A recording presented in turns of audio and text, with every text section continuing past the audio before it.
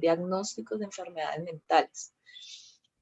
Lo que vamos a ver es lo que se llaman síndromes.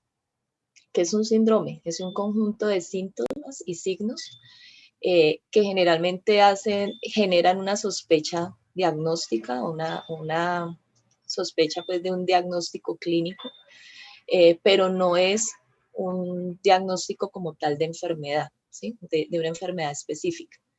Eso es como cuando, no sé, un niño llega con tos, dificultad para respirar, con fiebre, tiene de pronto algo de sibilancias, a la percusión se percibe mate en alguno de los campos pulmonares, hay hipoventilación en ese mismo lado. Entonces ustedes pueden decir eso es un síndrome respiratorio, ¿sí? ¿Qué quiere decir un síndrome respiratorio? Porque este niño tiene varios síntomas y signos que abarcan la parte del sistema respiratorio. Eso no es un diagnóstico específico, ¿sí? Para lo que eso les sirve es para ustedes empezar a pensar en patologías o enfermedades o trastornos que produzcan síntomas respiratorios. Entonces ahí tenemos la posibilidad de una neumonía, de una bronconeumonía, de un tumor, de un derrame, etc. ¿Sí? Eso es lo que van a ver ahorita, o lo que vamos a empezar a ver a partir de hoy, ¿sí? Síndromes clínicos psiquiátricos. Entonces, en esta clase y en la que sigue, vamos a hablar de síndromes afectivos, ¿sí? Hoy específicamente vamos a hablar dentro de los síndromes afectivos del síndrome ansioso. Entonces, ¿qué es esto? Pues tenemos que tener claro qué es ansiedad. ¿Qué es ansiedad para ti, Karen?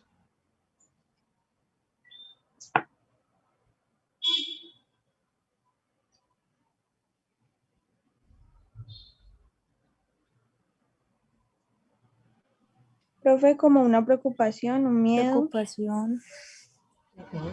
¿Alguno de ustedes ha sentido ansiedad? Sí. Sí, profe. ¿Y esa ansiedad es normal o es patológica?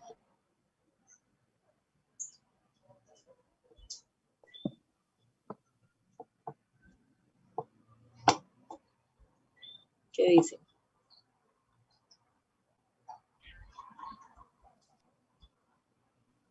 Yo creo que después de, o sea, si se pasa, si es continuo, ya sería patológica.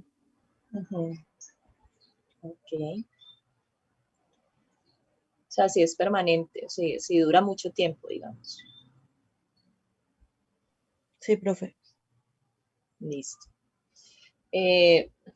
Digamos, ansiedad como tal es una sensación, un sentimiento de miedo, de temor, como dijeron ahorita, no tanto de preocupación, sino más como de temor, pero sin tener muy claro el porqué, sin una causa identificable, ¿sí? La ansiedad produce una sensación sí, de temor, pero sin lograr identificar específicamente una razón clara, ¿sí? Eso generalmente es la definición de ansiedad.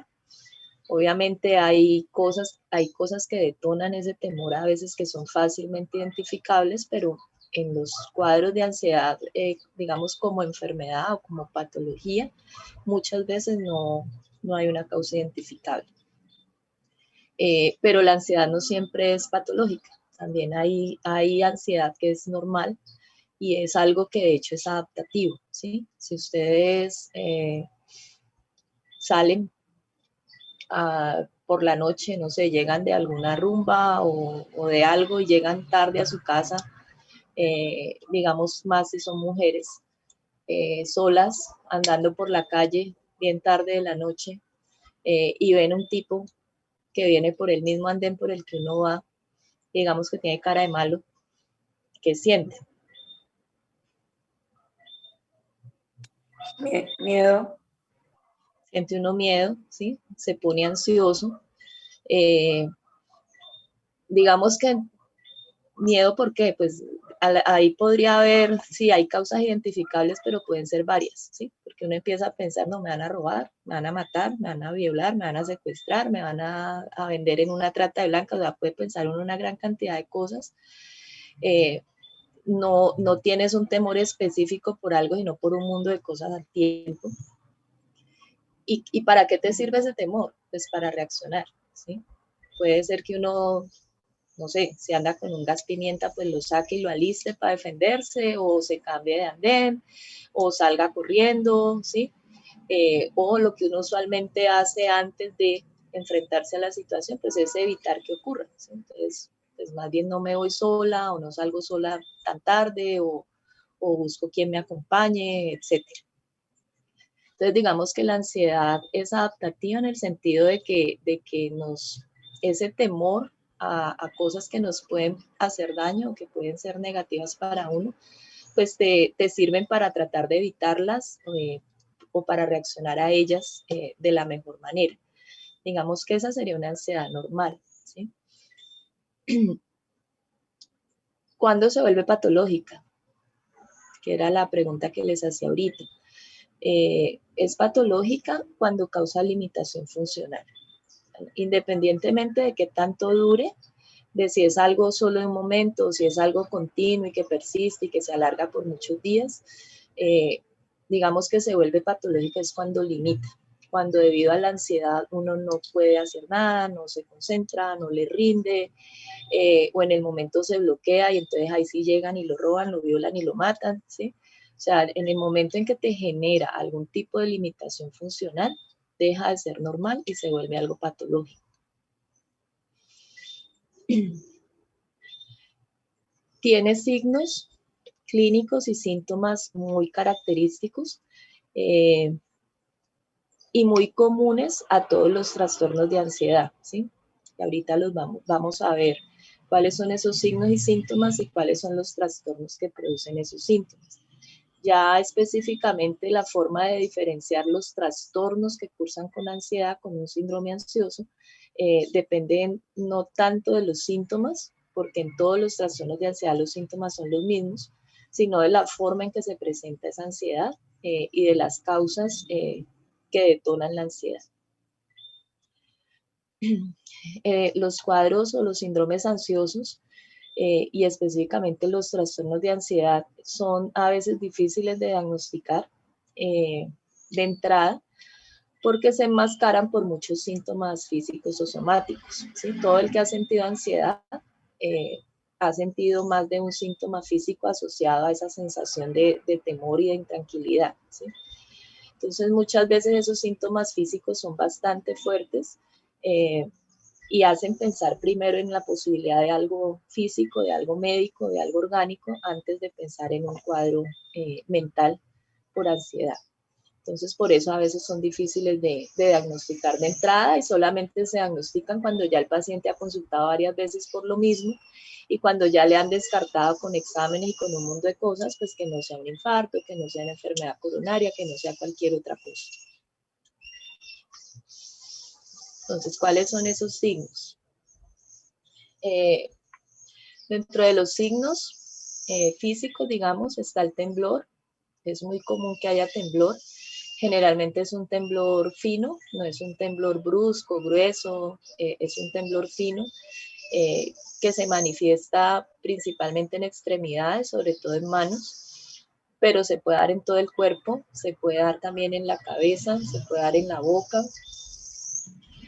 La tensión muscular, ¿sí? Este aumento del tono muscular emocional. Entonces el paciente se siente tenso, se quejan a veces de espasmos en cuello, sobre todo en cuello o en espalda, de sentir dolores en la parte posterior de la cabeza que generalmente se asocia a esa tensión muscular en estos músculos de atrás. A veces la tensión muscular, si el nivel de ansiedad es muy alto, pues es general, entonces el paciente se siente totalmente rígido y tenso de manera continua. Puede haber hiperventilación, porque es muy común que estos pacientes, sobre todo cuando la ansiedad da muy intensa y en forma de crisis, hagan síntomas que se llaman autonómicos, ¿sí? Por activación del sistema simpático, y entonces tienen la sensación de que no respiran, ¿sí? de que el aire no les entra o de que no pueden respirar, y por eso empiezan a respirar más rápido, a hiperventilar, y de hecho esa hiperventilación genera los mareos y los desmayos, que también son otro síntoma de ansiedad. Toda esta hiperactividad autonómica que les decía también se manifiesta aparte de la hiperventilación con taquicardia. Entonces es muy común la queja de palpitaciones, de sentir que el corazón se acelera o se le va a salir del pecho. Puede haber frialdad, puede haber sudor frío, o puede haber también fogajes y calores como parte de esa hiperactividad autonómica.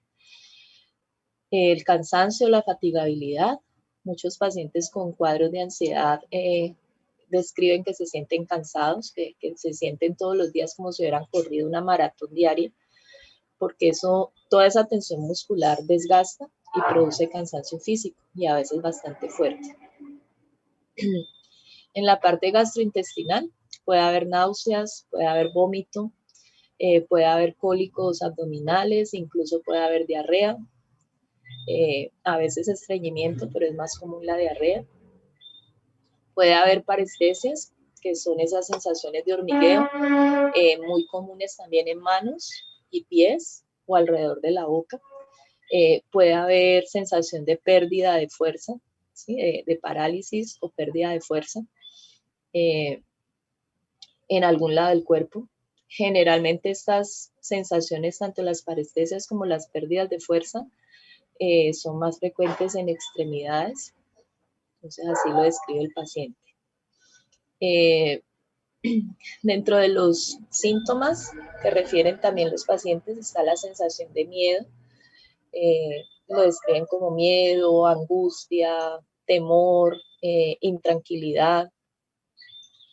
Muchas veces ese miedo y esta angustia y la sobrecarga emocional que eso produce también lleva a que el paciente se torne irritable, entonces menos tolerante, tolera menos las cosas, explota más fácilmente, tiende a ser más impaciente, se desesperan rápidamente, no son capaces a veces de esperar. Incluso pueden llegar a estados de agitación debido a esta irritabilidad, a esta impaciencia y a esta sensación de nerviosismo. Hay dificultades con la concentración, entonces se distraen fácilmente, se compromete la atención en el sentido de que se distraen fácil con lo que les ocurre, con lo que están sintiendo. Entonces, por estar pendientes de lo que están sintiendo, pues no ponen cuidado a lo que pasa por fuera de ellos. Y muchas veces esta falta de concentración se evidencia en que el paciente empieza a decir que todo se le olvida, ¿sí? Entonces empieza a tener quejas de pérdida de memoria, pero las quejas de pérdida de memoria es más porque como no está 100% atento y concentrado, por ejemplo, cuando le dicen algo, pues al rato no se acuerda qué le dijeron, ¿sí? O guarda algo y no se acuerda dónde lo guardó, porque cuando lo guardó no estaba pensando en lo que estaba haciendo, sino que estaba pensando en todas estas otras cosas que estaba sintiendo, ¿sí?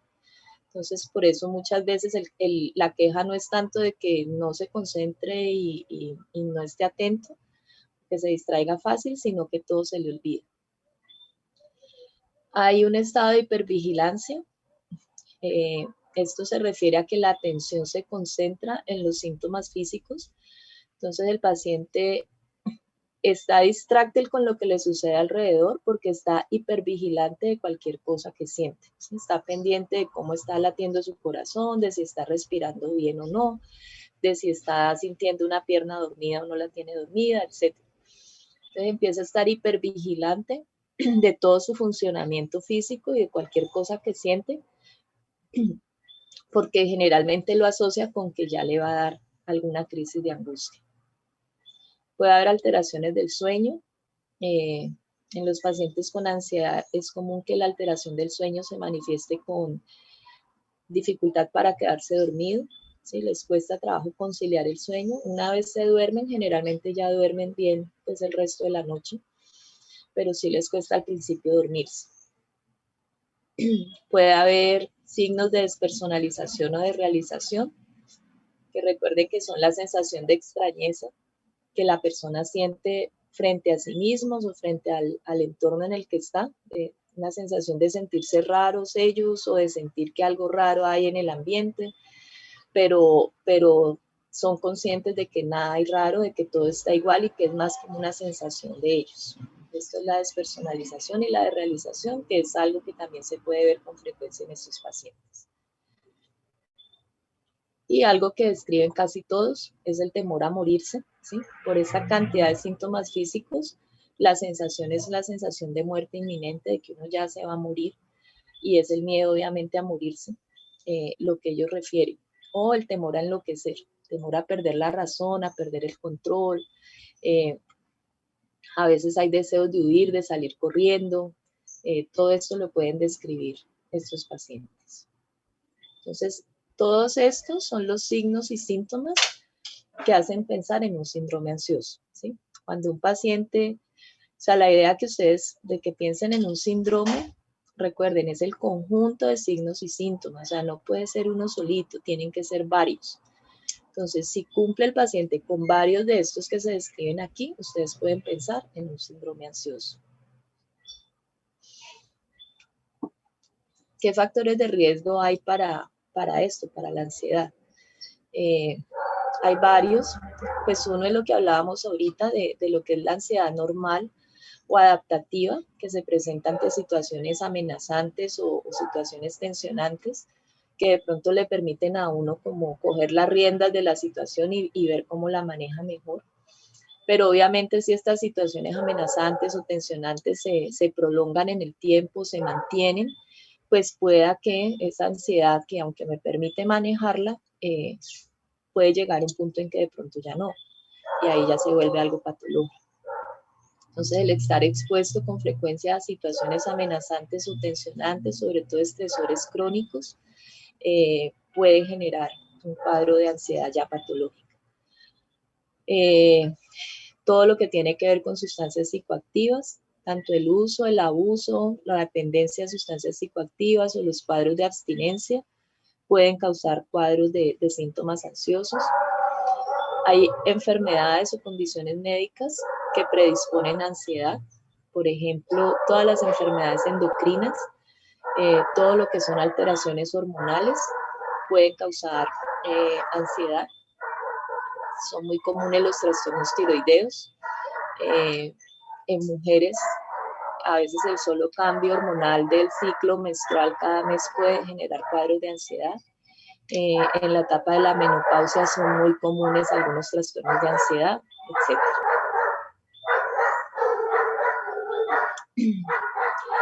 Y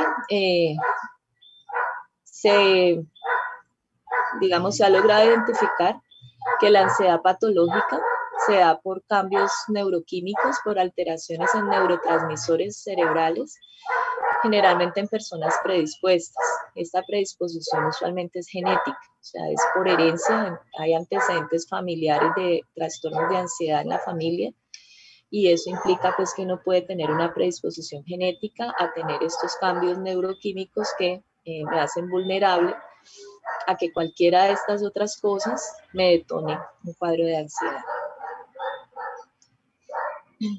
Estos son los trastornos o los diagnósticos ya específicos que se hacen cuando hay un síndrome ansioso, ¿sí? Entonces, en el examen, cuando yo les ponga un caso y el síndrome, identifiquen un síndrome ansioso y les pregunte qué trastorno, qué enfermedad mental explica ese síndrome, tendrían que identificar alguno de estos, ¿sí? No tienen que identificar necesariamente el que tenga el paciente, porque eso lo van a ver ya en octavo semestre, cuando ya empecemos a ver criterios diagnósticos para cada una de estas patologías. Pero sí es saber cuáles enfermedades mentales producen ansiedad, ¿sí? Entonces, está el trastorno de pánico. Uy, no, qué perro tan cansón. Está el trastorno de ansiedad generalizada, el estrés postraumático, los trastornos adaptativos, las fobias y el trastorno obsesivo compulsivo. Y aquí me falta uno, que son los trastornos de ansiedad orgánicos, que son secundarios a enfermedades médicas o a medicamentos o a sustancias psicoactivas. Así en grandes rasgos, en el trastorno de pánico se dan todos esos síntomas que veíamos ahorita, pero se presentan en forma de crisis, o sea, en forma de episodios. La ansiedad no está todo el tiempo. El paciente no se siente con todos los síntomas todo el tiempo, sino por ratos, ¿sí? Y esas crisis empiezan a dar a repetición varias veces, a veces varias veces al día, a veces varias veces en la semana, pero se siguen dando de manera repetida. Y en la medida en que se siguen dando, pues el paciente cada vez le coge más miedo a que le vayan a dar, y eso es lo que se llama ansiedad anticipatoria. Entonces empieza a estar pendiente de a qué hora le va a dar la siguiente. En eso de estar vigilando cualquier cosita que siente, pues si llega a sentir algo mínimo, ya piensa que le va a dar, y eso le puede detonar una crisis. Eso es un trastorno de pánico. En la ansiedad generalizada se presentan los mismos síntomas que veíamos ahorita, pero se presentan de manera continua, ¿sí? No de manera tan intensa como las crisis del trastorno de pánico, son más suaves, menos fuertes, pero todo el tiempo. Entonces el paciente por todo se preocupa, todo lo tensiona, todo lo intranquiliza, ¿sí?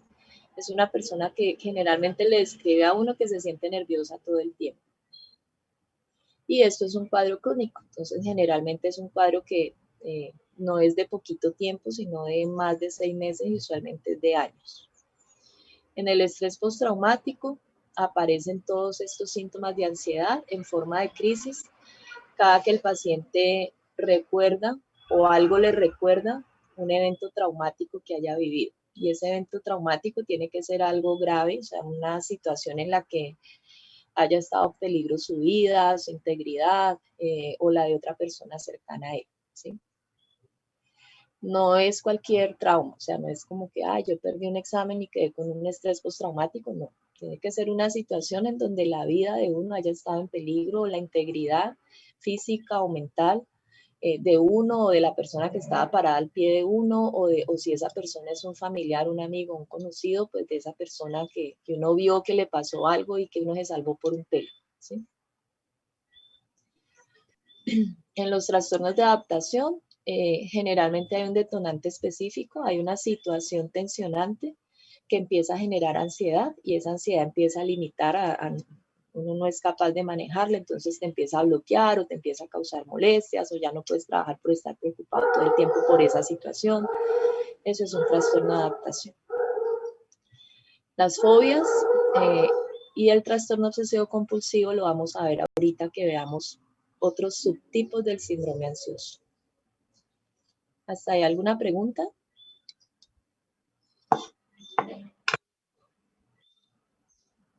Que me explican nuevamente, por favor, la diferencia entre el trastorno de pánico y la ansiedad generalizada. Es que no, creo que entendí que la ansiedad generalizada era como crónico y el pánico era como más de vez en cuando, algo así, no sé.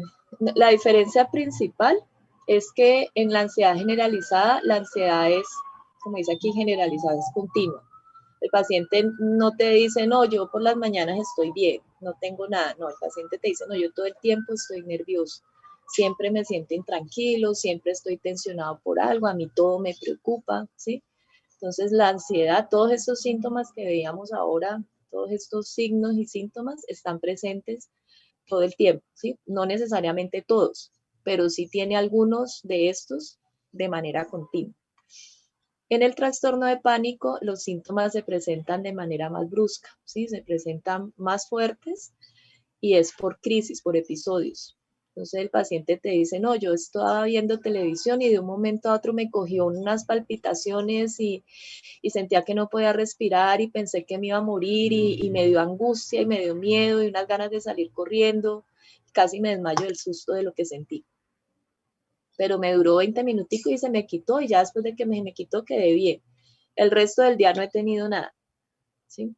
Eso es una crisis de pánico, y en el trastorno de pánico esas crisis de pánico se empiezan a repetir. Entonces le dan todos los días o le dan cada 2 o 3 días o a veces les dan varias veces al día.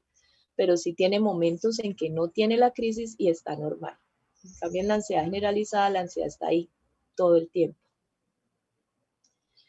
Lo de que sea crónico es que el trastorno de ansiedad generalizada generalmente es más crónico que el trastorno de pánico, ¿sí? Los pacientes con ansiedad generalizada casi siempre, cuando uno ve los criterios diagnósticos, te habla de un tiempo mínimo de 6 meses pero son pacientes que llevan años. De hecho, muchos de estos pacientes te dicen, no, yo toda la vida he sido nervioso. O sea, son cosas de larga evolución.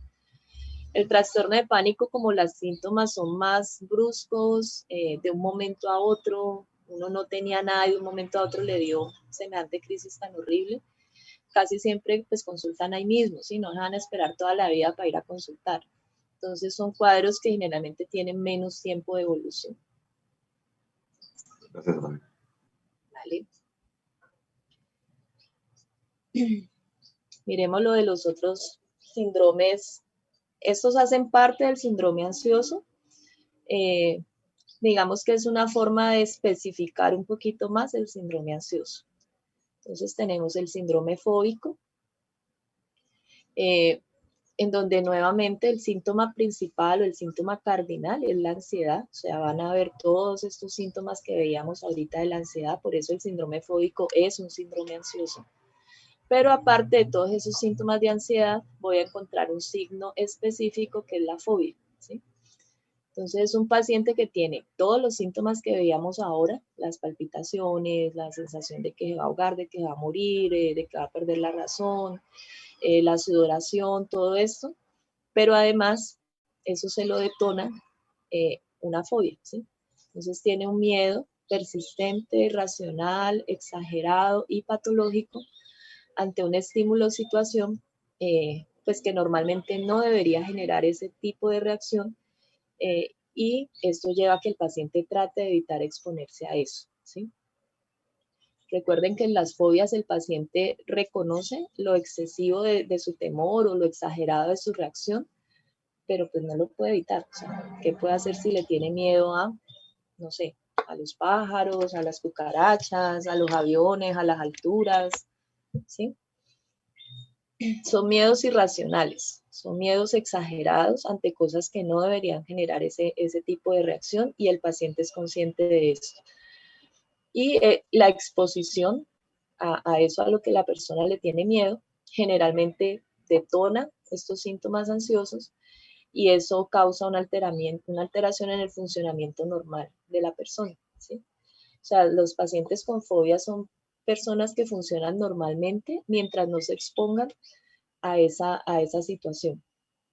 Y por evitar exponerse a esa situación, muchas veces asumen conductas que se llaman evitativas, ¿sí? Entonces, hay personas, por ejemplo, con fobia a las alturas que en la vida se han montado un avión, ¿sí? Que pueda que sus hijos vivan en el exterior y nunca han podido irlos a visitar porque no son capaces de encaramarse un avión por el miedo tan horrible que eso les causa, ¿sí? Hay pacientes, yo tengo una paciente que le tiene fobia a los relámpagos, ¿sí? Y cuando se pone como ha estado en estos días, pues con esta llovedera, la pobre entra en crisis, ¿sí? Porque le alborota la fobia y eso no la deja funcionar, porque la pasa de crisis en crisis todo el santo día, ¿sí? Entonces, por eso, a eso me refiero cuando digo pues, que altera el funcionamiento normal de la persona. Dentro de los síntomas, ya les decía pues que el paciente presenta todos los síntomas que mencionábamos ahorita en el síndrome ansioso y esos síntomas se incrementan cuando se expone a eso a lo que le tiene miedo, ¿sí? A veces no necesita exponerse, a veces se anticipa esa exposición. O sea, si ustedes han escuchado de la fobia social,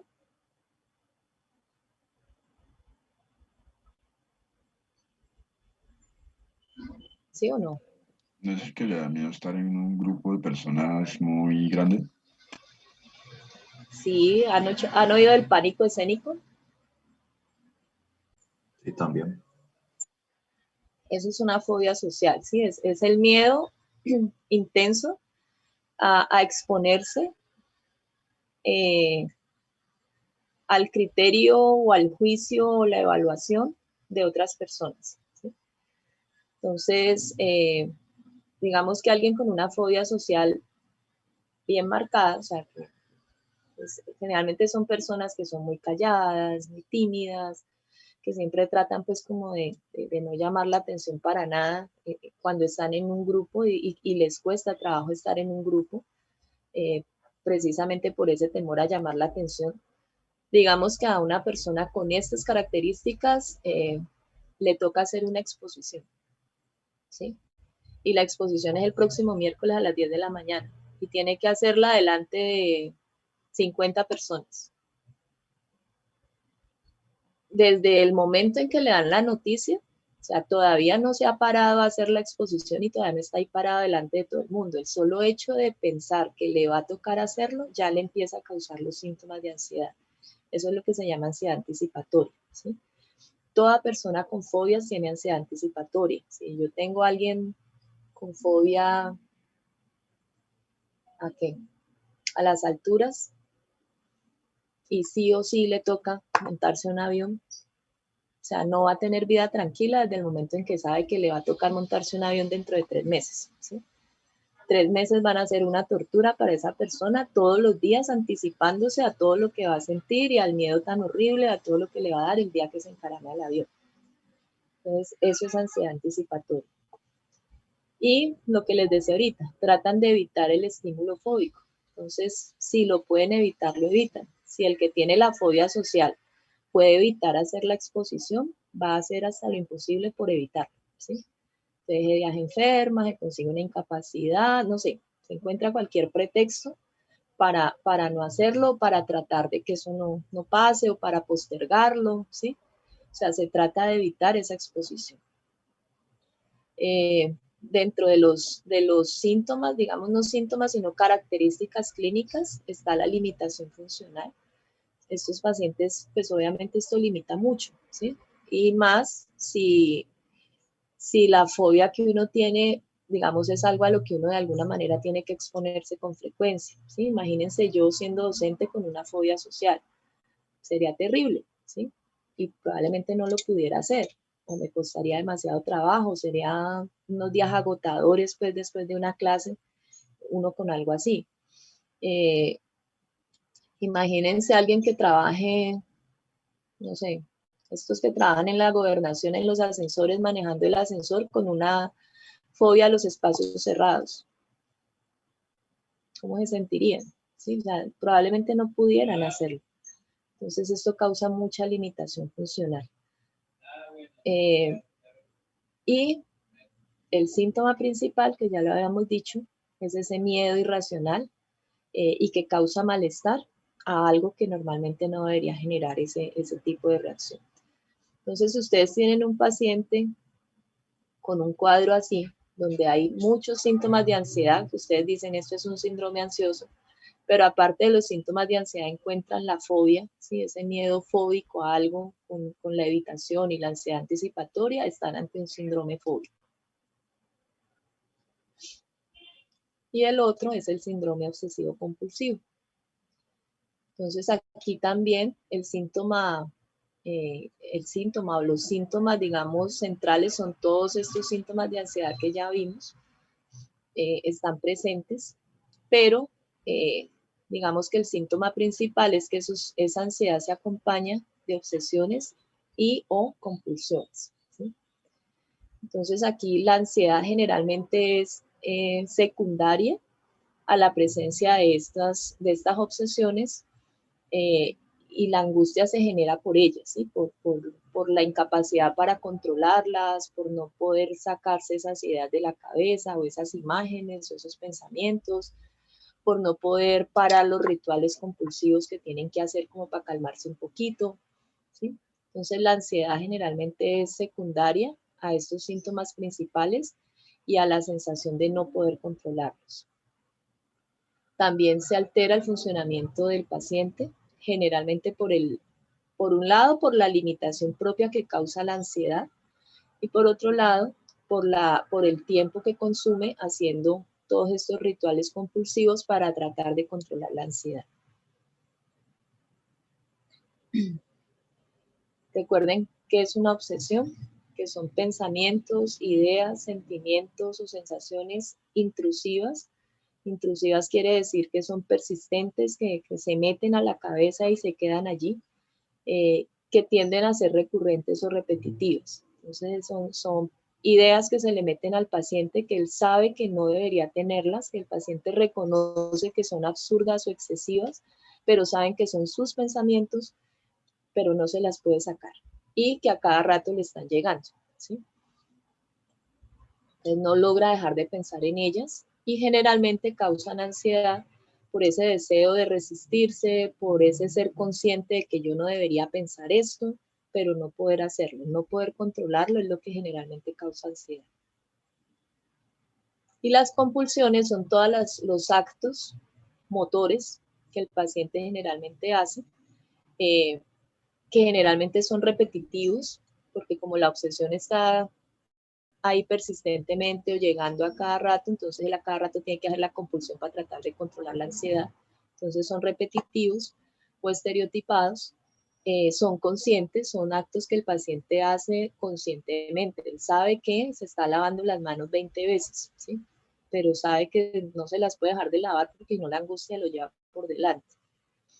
Entonces, son estos actos que se hacen de esta manera en respuesta a esas obsesiones que se tienen para ayudar a disminuir la ansiedad que causan. Y si no se pueden hacer, si el paciente se resiste a hacer la compulsión, generalmente la ansiedad aumenta. Entonces, el acto motor compulsivo, por ejemplo, lavarse las manos, es algo normal, o sea, lavarse las manos no tiene nada de malo. Lo que es malo es que sea algo repetitivo, que sea como un ritual que se repite siempre de la misma forma, que sea excesivo, que no se pueda parar. Daniela, ¿tienes alguna pregunta? Sí, señora. Dale. En este caso, pues entraría, pues en este momento se está diciendo lo del lavado de manos y todo eso. Entraría, digamos, una persona que tocó, digamos, una puerta o tocó algo y necesariamente quiere ir a lavarse las manos y todo el tiempo como que las manos le huelan bien. Igual a otra persona que, digamos, no la toque porque siente que tiene las manos sucias o untadas de algo, alguna cosa así, entraría en esta parte, ¿verdad? Sí, todo eso es parte de esto. Aquí les voy a dar varios ejemplos de obsesiones y de compulsiones, ¿sí? Entonces, dentro de las obsesiones, las más comunes son estas que estás describiendo, el miedo a la contaminación, ¿sí? O el miedo a la suciedad, miedo a contaminarse con fluidos, el miedo a contaminarse con gérmenes. Esto se ha alborotado con lo de la pandemia, ¿sí? Cantidades de pacientes con cuadros obsesivos por el temor a contagiarse los ha llevado a crisis de angustia, a pelarse las manos de tanto lavárselas, porque ya lo hacen de una manera compulsiva, o sea, no sé si a alguno de aquí les ha pasado, pues usualmente uno está muy pendiente y se lava y todo, pero tampoco pues para lavarse 20.000 veces y pelarse las manos de tanto lavárselas y de llegar a echarse cosas que hasta son nocivas pues por el temor a contaminarse. Este es uno de los más frecuentes, el miedo a la contaminación.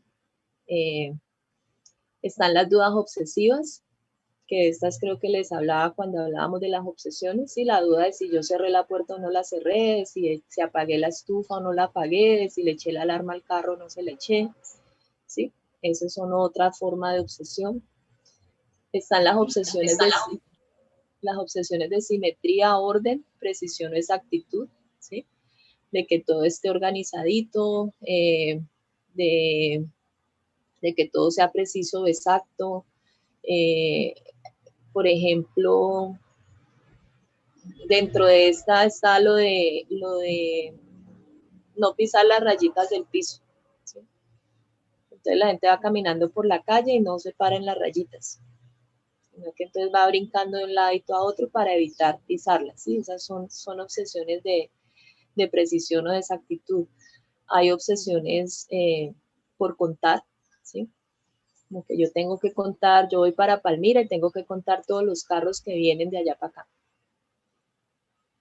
Todos esos son pensamientos obsesivos, que como ven muchos de ellos son totalmente absurdos y ridículos, pero no se pueden evitar, ahí están, y si no hago algo para calmar la angustia que me generan, pues es peor. Entonces por eso uno empieza a contar los carros, empieza a no pararse en las rayitas, etc. Hay pensamientos intrusivos sin compulsiones, ¿sí? Como el miedo a que ocurra algo terrible, ¿sí? El temor a que vaya a pasar algo malo. A veces se manifiesta solo con temor, a veces con imágenes, ¿sí? Como que te viene la imagen de que el bus donde uno va está todo estrellado y uno está ahí vuelto nada, ¿sí? O de que tus hijos se fueron, hoy tenían salida en el colegio, iban para piscina y entonces no tienen la imagen de sus hijos ahogándose, ¿sí? Estos también son pensamientos intrusivos, usualmente sin compulsión porque es solo la imagen que se te mete o el miedo que se te mete, pero pues ahí no hay una compulsión. Hay otros que son los pensamientos obscenos, ¿sí? Pensamientos o impulsos sexuales perversos, prohibidos o agresivos, que se te meten a la cabeza y el paciente pues no lo puede evitar. Está la escrupulosidad y están los sonidos, palabras, canciones, música, que a veces se repiten sin sentido, ¿sí? Que uno se le queda pegada una canción y todo el día, a cada rato oye el pedacito, como que se acuerda de la letra del pedacito de la canción. Todas estas son obsesiones. Y las compulsiones, pues son todos estos rituales que se hacen para contrarrestar esas obsesiones. Entonces, lo de lavarse las manos de manera excesiva o darse duchas completas. Yo tengo una paciente que tiene una obsesión con esto de la limpieza, de ella misma. Ella siente que cuando va al baño y da del cuerpo, siente que queda, se siente sucia, teme que vaya a quedar con algún olor que la gente pueda percibir y se tiene que bañar, ¿sí? Y la bañada no es una bañada así rapidita, como que uno se metió y se enjuagó y ya no. Tiene que dar una ducha por lo menos una hora, estregándose y restregándose hasta que ya se sienta tranquilo, ¿sí? Imagínense cuando le llegue a dar un daño de estómago en el trabajo, ¿sí? O a veces que pues queda, simplemente le dan uno ganas de ir al baño y no puede aguantar. O sea, son cosas que causan mucha angustia, ¿sí?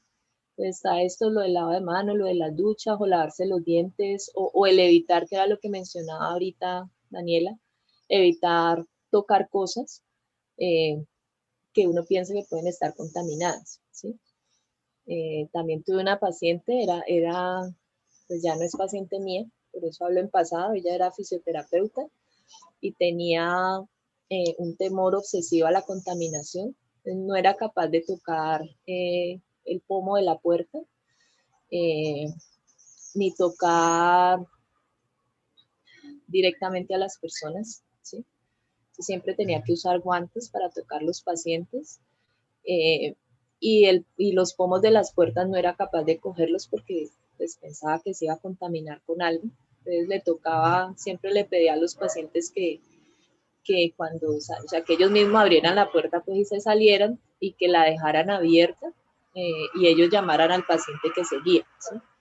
El problema era cuando le cerraban la puerta, porque le tocaba a ella abrirla y entonces era a tratar de buscar, independientemente de los guantes que siempre mantenía, a buscar con qué coger el pomito de la puerta para no tener que cambiarse los guantes y lavarse las manos y hacer todo el proceso de desinfección que siempre hacía cuando creía que se había contaminado. Entonces imagínense lo limitante que puede ser eso y también pues depende de lo que uno haga, de la ocupación, el oficio que uno tenga. El comprobar, otro ritual compulsivo, lo del comprobar que es lo de las puertas que se están cerradas, de la estufa apagada, los frenos, la alarma, etc. Están los rituales de repetición. Yo tuve un paciente que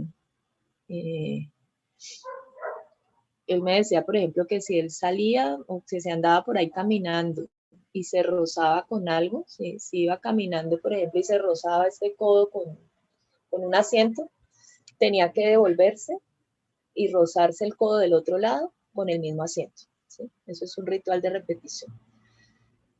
Si no lo hacía, la angustia se lo comía y la parte obsesiva detrás de ese ritual de repetición es que pensaba que si no lo hacía, algo malo le iba a pasar. Se le metía a la cabeza que algo malo le iba a pasar y hasta que no se devolviera y no se volviera a tropezar con el otro pie en la misma cosa, no quedaba tranquilo, ¿sí? Esos son rituales de repetición. Están los rituales de limpiar, de ordenar y de arreglar y de acomodar todo 50.000 veces. Una cosa es que uno sea ordenado y limpio y otra cosa es que tenga una compulsión por eso. Entonces son esos pacientes que te dicen que no, que eso son las 2 y 3 de la mañana y ellos están estregando la olla, pues que ya está reluciente y súper brillante como un espejo, pero hasta que no acaban de limpiar y acomodar y de una manera pues excesiva las cosas, no están tranquilos. Las compulsiones por contar, ya les dije lo de contar los carros, contar personas, etcétera. Compulsiones de almacenar o de coleccionar, hay rituales variados, ¿sí? Este paciente que les digo que hacía el ritual de repetición de volverse a rozar el codo cuando se ha tropezado el otro, etcétera, también tenía un temor obsesivo a no dormir. Era una cosa impresionante, pues que le daba casi que era una fobia, o sea, le daba pánico no dormir. Y debido a esto, por ejemplo, si él había dormido bien la noche anterior,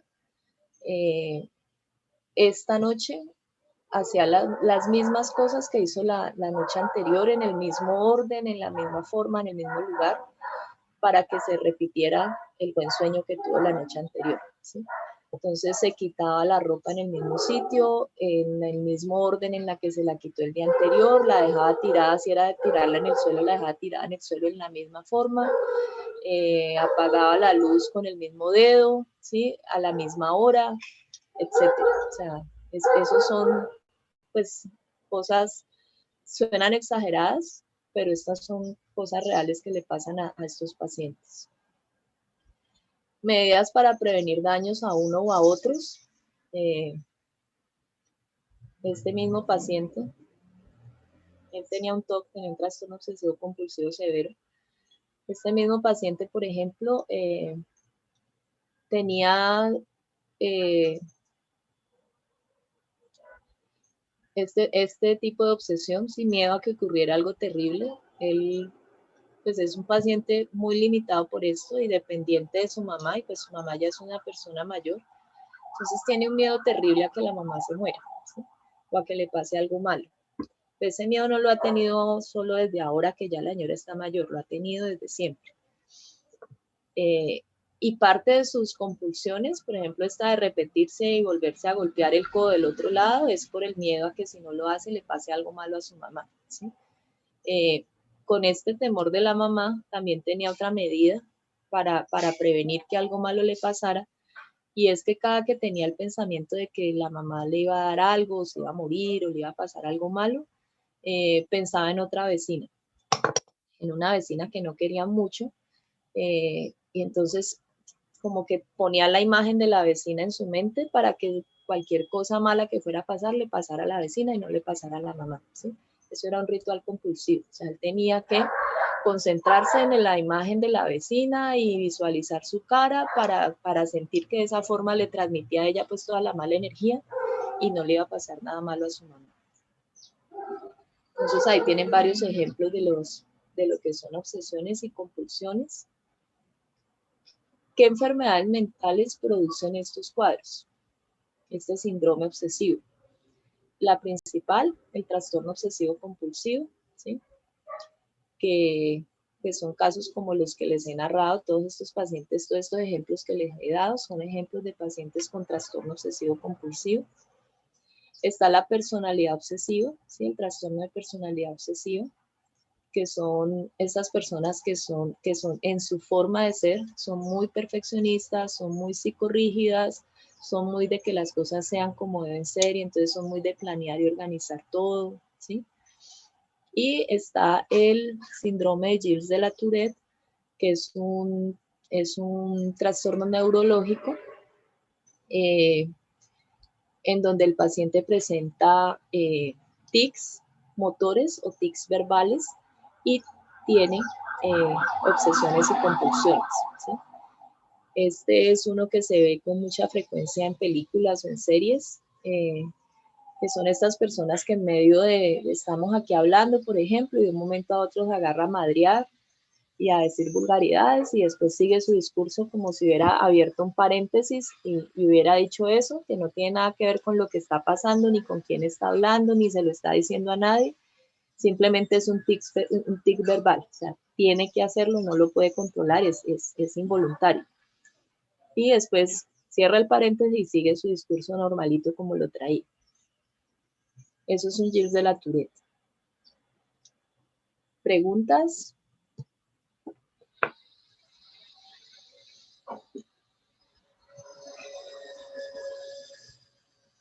¿Nada? Ok. Este es un ejemplo, un caso clínico. Es una paciente de 35 años que consulta porque desde hace más de 6 meses no puede dormir. Dice que presenta ansiedad y episodios de angustia en los que siente que se va a morir, con taquicardia, sudor frío, temblor, sensación de ahogo y deseos de huir que aparecen súbitamente. El cuadro inicia hace 6 meses, cuando el compañero de su ex esposa se le fue encima con un machete e intentó matarlo, dejándole una cicatriz en la mejilla derecha y una lesión en la mano derecha que ha requerido ya de 8 cirugías, pues casi se la amputó. Posterior a este ataque, el paciente siente temor a salir a la calle, teme que de nuevo lo vayan a atacar y con frecuencia tiene pesadillas en las que vuelve a vivir ese ataque e incluso refiere que a veces en el día los recuerdos son tan reales que siente como si estuviera viviendo todo de nuevo. Este entonces sería un síndrome ¿qué? Ansioso, fóbico o obsesivo.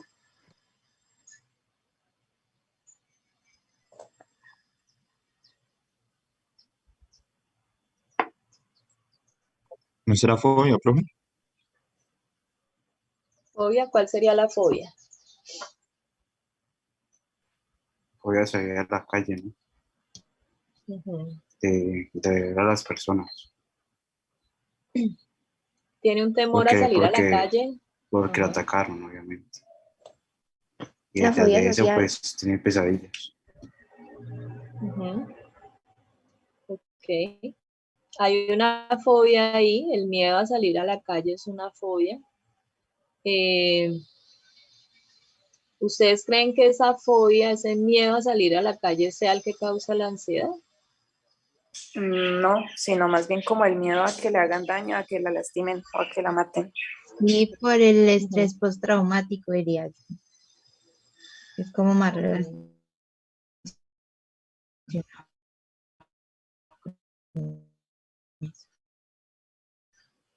O sea, sí, no es una mujer, es un hombre, ¿no? Tiene, aparte no nos la describieron, de que el paciente considera que es un miedo exagerado. Yo pensaría que no. O sea, después de que alguien casi lo mató, le pega una cantidad de machetazos que cae y le corta una mano, imagínense que lo han tenido que operar 8 veces, pues yo creo que es como normal que uno le tenga miedo de pronto a salir y a que alguien vaya y lo ataque otra vez. Pero el paciente no lo describe como tal o no nos dan la descripción de que el paciente piense que sea un temor exagerado y absurdo, ¿sí? Es más bien un temor que sí tiene una base real y fue el antecedente pues, de lo que le pasó. Entonces lo que deben preguntarse es si pueden considerar que esto sea una fobia, a pesar de que lo ideal que habría que hacer es que el paciente me describa si en realidad considera que es un miedo exagerado. Digamos que lo describiera, digamos que el paciente dijera que sí, que no hay razón para temer, porque ese tipo ya se fue a vivir a otro país y ya sabe que él no está por acá y no le va a volver a hacer nada. Digamos que él sí piense que sea un miedo exagerado. La cuestión es si ese miedo es el que causa toda la ansiedad, porque no pareciera ser ese miedo, ¿sí? Pareciera ser más lo que le pasó, el trauma que vivió con ese ataque que le hicieron, lo que le causó la ansiedad. Y miren que la ansiedad se reaparece cada que tiene pesadillas con eso o cada que estando despierto se acuerda de lo que pasó y vuelve a vivir la misma escena. Entonces sería un síndrome ansioso y dentro de las causas sería un trastorno de estrés postraumático. Pues, por ejemplo, si en el examen yo les pongo un caso así y les pregunto pues qué síndrome identifican, entonces sería un síndrome ansioso. Y la opción de qué enfermedades podrían causar este síndrome, entonces pueda que les ponga ahí trastorno de estrés postraumático y dentro de las otras opciones una depresión mayor, una esquizofrenia, un trastorno bipolar, ¿sí? La idea es que ustedes pueda que no sepan que esto es un estrés postraumático, pero que sí sepan que el estrés postraumático causa un síndrome ansioso. Y en esta lista que dimos de las enfermedades que causan un síndrome ansioso, pues no estaba ni la esquizofrenia, ni el bipolar, ni la depresión, ¿sí? Entonces es que puedan identificar eso.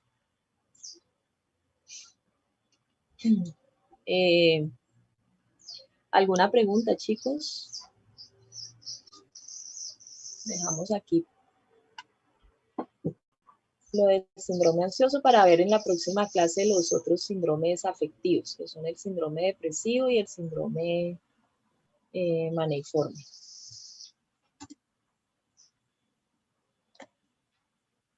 ¿No hay preguntas? Esperen, tomo la foto final. No sé qué cantidad de fotos que he tomado hoy.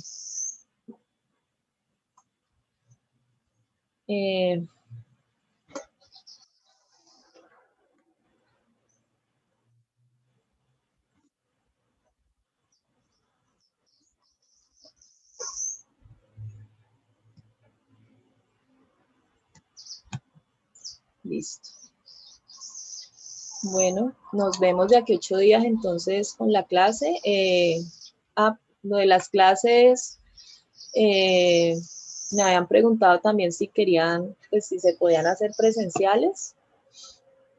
Yo no tengo problema en hacerlas presenciales, pero no sé si sean prácticas, porque el cupo que permite la universidad son solo 15 estudiantes. Y lo que me dijeron es que, o sea, los que acepten ir presencial, siempre van a tener que ir presencial, y los que no vayan presencial, pues les toca virtual todo el tiempo. Entonces, solamente 15 de ustedes podrían ir a clase, los demás les tocaría, pues, igual conectarse virtual desde su casa con la conexión de la universidad y escuchar la clase de esta forma. Entonces, no sé si prefieran que la sigamos dando así para todos. Si piden y prefieren presencial, pues yo voy y doy la clase y me dicen quiénes son los 15 que van a ir y los demás se conectan. Me preocupa un poco lo de la conexión en la universidad, porque hace poquito me tocó, un día que no alcancé a llegar acá a mi casa, me tocó irme a la universidad a dar la clase desde allá a los internos y casi que no me puedo conectar con ese internet. O sea, tuvimos mucha dificultad. Entonces eso sí me preocupa un poquito en caso de que se decida pues hacerlo así presencial con unos y los demás virtuales. Entonces eso también discútalo entre ustedes y me avisan cuando me manden la lista de las parejitas, me avisan qué prefieren para saber pues si seguimos haciendo las clases presenciales, semipresenciales o no.